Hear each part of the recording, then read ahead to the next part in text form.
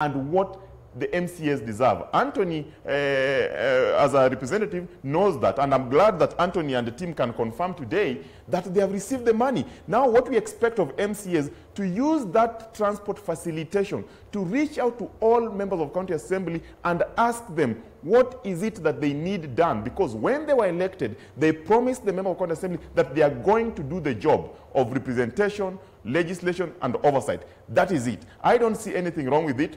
On the issue of control of budget, by law, the control of budget is expected to, first of all, conduct a review or check on any request before approving the withdrawal by the county assemblies or by the county governments. And therefore, that was just a procedural way of checking that are we able to sustain this? Is it something that has been approved? And there's nothing to question about it. It's a constitutional procedure. So for me, I would want to ask the members of county assemblies that, because you see, they will receive it. Even those who voted no will receive it. So there's nothing to say that they were given this money, they were bribed. I've seen a lot of propaganda going around that they were bribed. They were never bribed. They got what is rightfully theirs. Fred, you don't think the timing of this is what is suspect?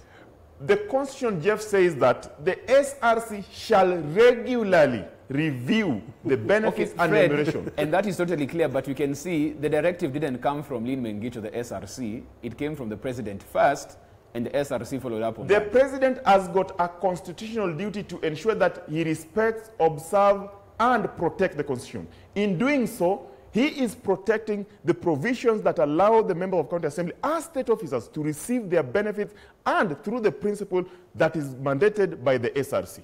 So again, you don't think that even in upholding that constitution, I'll be coming to you, it happened now because he was aware of that since he got into office. It didn't dawn on him a couple of weeks back. Because, Jeff, the president is not the SRC chair. The SRC chair is Lynn Mengich. It is Lynn Mengich who has communicated that she received the communication and confirmation from county governors, confirming that this allocation is not going to be new, it is not going to affect their budget lines in any way, and therefore, the president, in protecting the Constitution and in ensuring that SRC applied the principle of transparency and fairness in function of providing remuneration, reviewing regularly, and offering that. That was done. So for me, Jeff, and the Kenyans watching, I would want to tell them, let us not politicize this process. The members of MCAs are the most important members of legislation at the county level. They are the people that are closest to the public. They are the people that know that there's a lady here, there's a mother here who is going angry, there's a development that is needed in this road. They are the people. And therefore, if we cannot facilitate their job as state officers, then we are being unfair. I think the president was ensuring that there's fairness and transparency, and that job was done. Okay, let me get to Vivian even before I come to you, Anthony, because she hasn't been roped into this conversation as well. Because the overarching narrative here is that MCAs are doing a job just as their counterparts in the legislature are doing, and surely they deserve to be facilitated, they deserve this particular car grants. The other side of this conversation is, okay, fine, since we're at this particular point, should we probably then relook at what the legislators in the National Assembly and Senate are getting, so that in case it seems like it's untenable, we review that downwards to a point where we can actually use that money for other things? Because clearly, we've seen the CS of Finance has a tough task ahead of him, even as he presents a budget later this year. But Jeff, why would we review it downwards? I mean, there's no reason to? I don't think with the state of affairs and the economy and where we are right now, priority speaking. I mean, how is that a priority?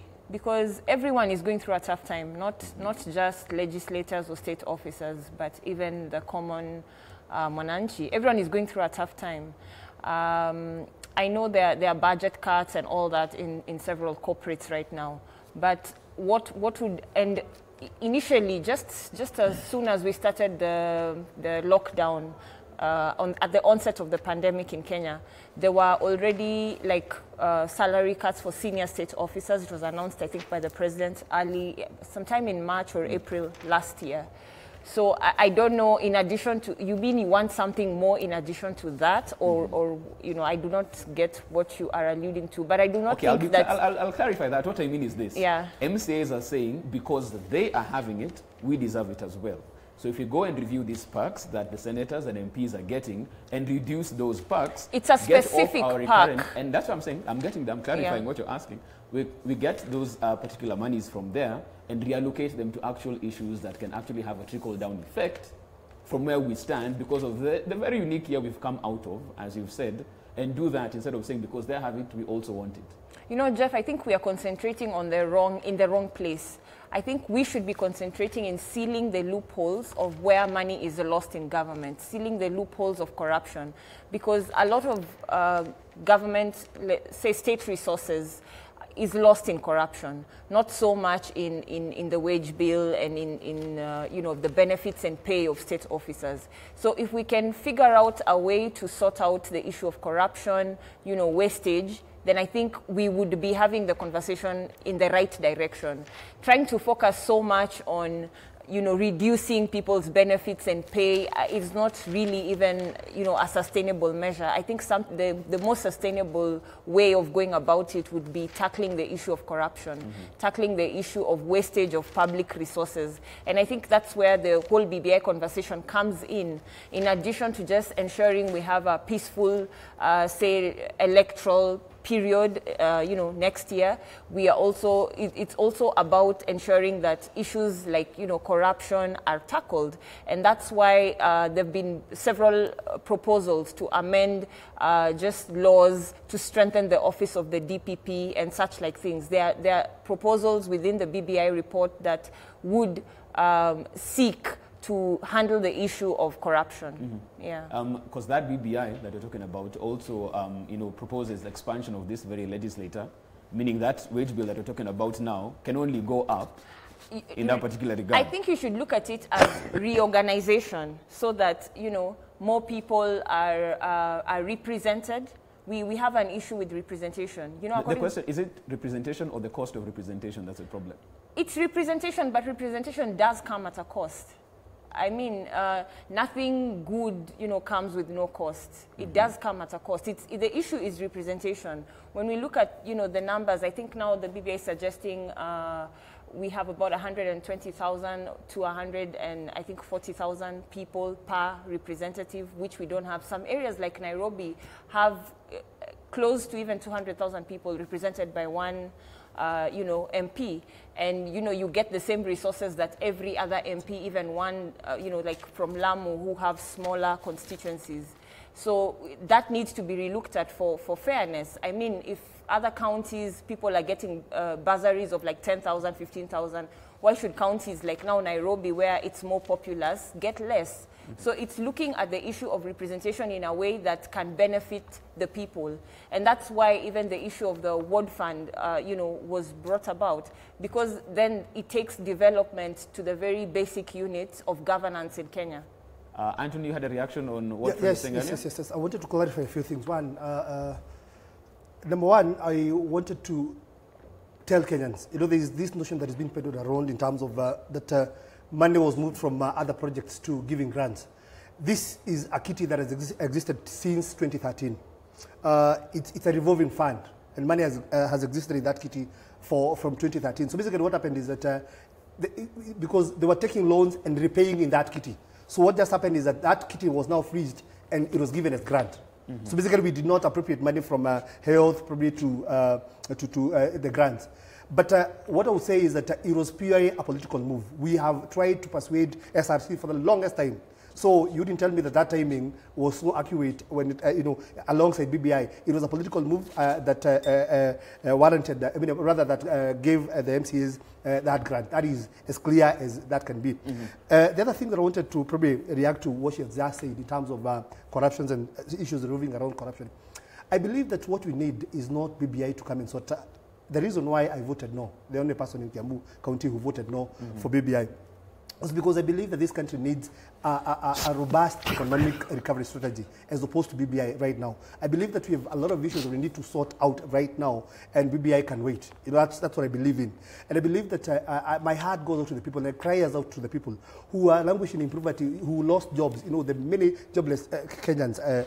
And I want to think that what we can do as a country is see how we can revamp this economy. We can put money in their pockets. To me, that is what should be a priority in this country, as opposed to these are things and shenanigans of giving members of the county assembly car grants and what have you. What about those people they represent? Those people are living in utmost poverty. So we need to have, as you say, we need to put money in the economy that is going to have a trickle-down effect, that it touches on the lives of everybody. There may be proposals in the BBI that says probably you're going to take this amount of money to counties. For example, we're going to move from 15% to 35%. I was with Okanga yesterday somewhere, and we were having a discussion over a cup of tea. And I told him, no, Okanga, be very honest. I'm in the assembly, and I'm in the county government. I'll tell you for a fact that we are at the 8th month in this financial year. And we've already managed to absorb only 37%. We are left with 63% to absorb within 4 months. Is it going to be possible? No, it's not going to be possible. So government needs to be very honest. We haven't received exchequers from December to date. So we haven't been able to, that is why you're hearing that contractors want to go to court in Kiambu. They want to do 1, 2, 3, 4 things. Why? Because money is not forthcoming.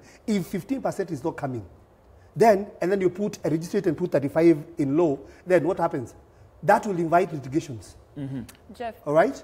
So that's my view. You'd allow me to just finish and then you react to that. So basically what I'm saying is, I am in it.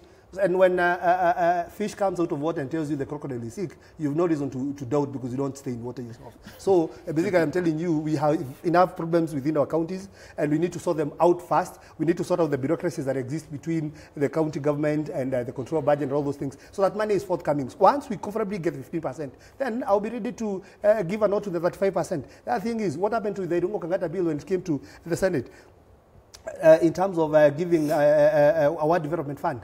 They shut it down. If government had goodwill at that point in time, they would have lobbied in the Senate and in Parliament to make sure that happens. So what I'm saying, in as much as we're going to have BBI, the doables, if you can in a single day say we have now converted car loans into grants, then we can also give directives in terms of we are going to give our youth a tax holiday, right? Just as right now, we're going to give the 4 years relief of health right now. Just saying it, just doing a memorandum. That is what happened. A memo was sent to the assemblies, and they started effecting that. So I think if there is goodwill, we now need to start seeing some of these things happen now. Okay, very quickly, Vivian, any reaction before we go to break? Yes, I wanted to say that he's right when he talks about economic recovery, but that's one of the things that's also clearly proposed in the BBI in Clause 11A that specifically talks about shared prosperity and the economy. And it touches on all areas, from agriculture to intellectual property rights to pastoralism to the blue economy. So it touches on every area of the economy as we know it, which was not previously clearly stipulated in the Constitution. So these are some of the things that, it's propaganda to just keep saying that, the BBI has nothing for the common person.